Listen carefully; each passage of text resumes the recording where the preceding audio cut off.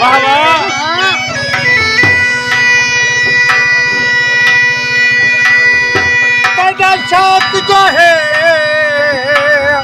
मैंने पूरा वाह वाह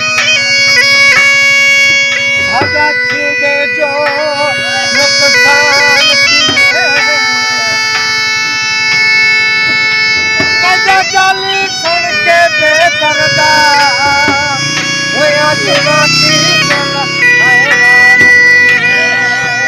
वाह वाह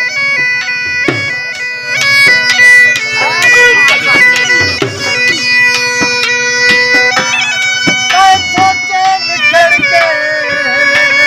हयो मर दे वाह वाह पूछाया ते गला गुमान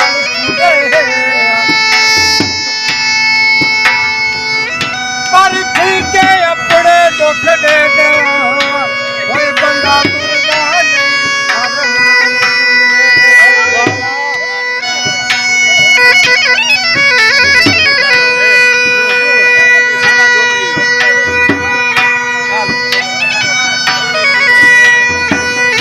खुला थी खुला खुला ही थोड़ा खुला दिया